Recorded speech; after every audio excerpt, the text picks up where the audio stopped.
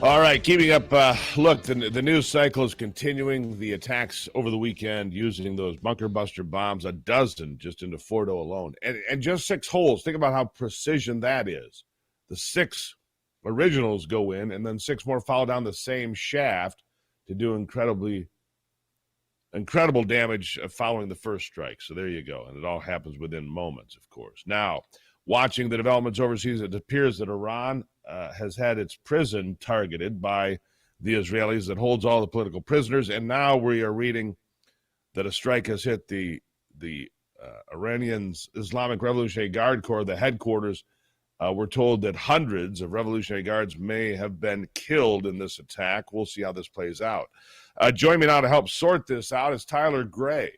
He's the star of SEAL Team and a former Delta Force operator, and the author of Forged in Chaos, a Warrior's Origin Story. Tyler, thank you for being here. For having me, sir.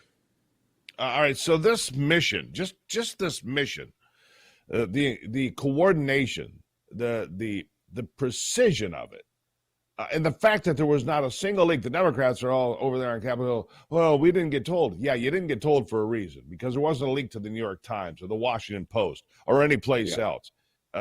I heard Jennifer Griffin on Fox News say it was the most secure mission she's been aware of in 20 years of covering this stuff. Just reflect on the mission itself for a moment, if you would, sir. Yeah, I was actually just talking about this yesterday. It's the thing that the U.S. military has that most people don't recognize. Do we have technology? Yes. Do we have, there's a lot of things that make the U.S. military what it is.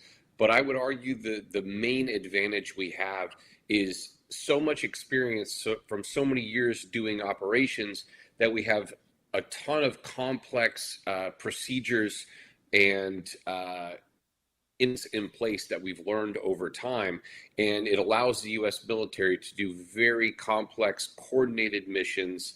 And this is one of the amount of effort that went into, and again, all the coordination that went into making this happen. We're really the only pull off this level of a mission. Yeah, to fly. I mean, these B-2s. First of all, we sent a decoy flight west. I'm told we sent a whole squadron west. Hey, look over here. And we took 7 B-2s around the world. 37 hours, just shy of 37 hours round trip.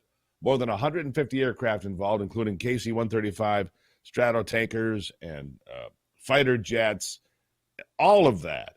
And then the precision, the fact that we can set a 30,000-pound bomb right down the exact same hole that the previous 30,000 pound just went down. I mean, the ability of our military was just underscored. And like I said, for these terrorists who think, oh, the United States is all bark and no bite. Good morning. That's quite a wake-up call, isn't it?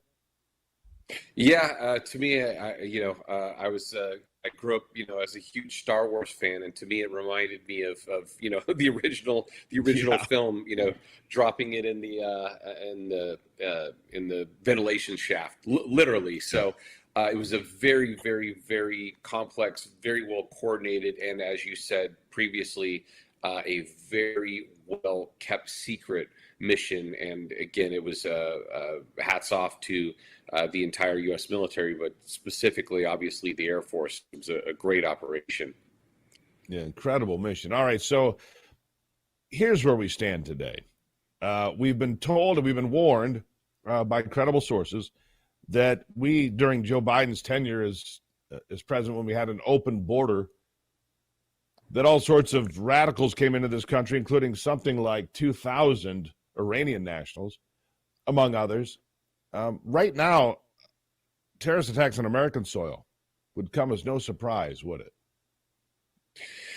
No, I hate to say this, but I've been saying it for quite some time, and in my opinion, it's only a matter of time before we have something like a Mumbaistyle attack in the U.S.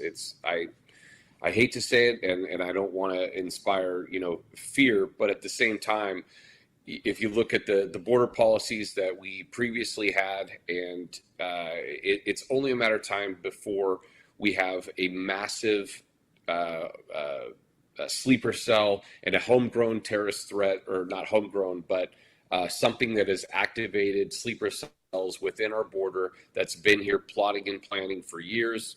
It's only a matter of time before that happens.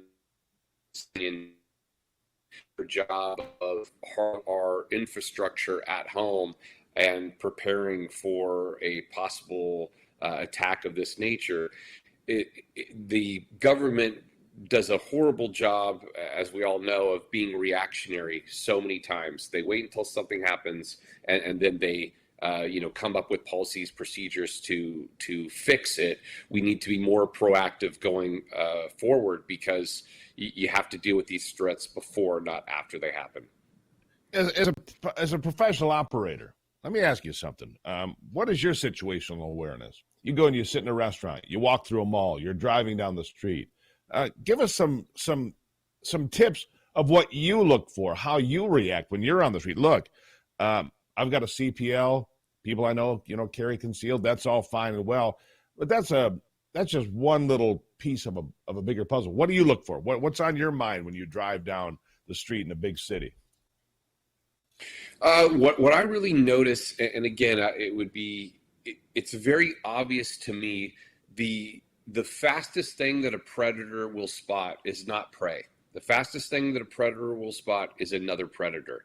So for me, I'm looking for someone that I'm on the lookout. I'm hyper aware for someone that has a level of awareness. Trying to think of the way to describe it, but essentially I'm looking for someone who I can tell has some level of negative intent. And once you know what to look for, it's very obvious. I'm looking for someone that is hyper aware, looking for someone like myself, if that makes sense. If you look at somebody that's about to do something wrong or has ill intent, they will have a hyper level of awareness, because they're looking for someone that could stop them. Does that make sense? It makes perfect sense. You're a hunter looking for other hunters, basically. I mean, Yep. You're looking for somebody who's as plugged into the situation as you are. That makes perfect sense, because they're trying to round up the sheep, and you're the sheepdog, if you will. So yeah, it makes perfect sense. Real quickly, we got about 30 seconds here. To wrap up, Iran, I don't believe we're at war. People want to say, well, we've gone to war. We didn't go to war. We went and obliterated nuclear sites in Iran so we don't have to go to war. I'll give you the final word here. Look, a lot of people, it's funny. It's ridiculous to me. There's so much talk about being at war, and there are so many examples of previous administrations. Obama sent more Predator drones taking out people for years than any other president. Sure. He sent troops to Libya, Syria, etc., and that wasn't a war. So to call this a war is just, in my opinion, quite frankly, laughable and politics as usual.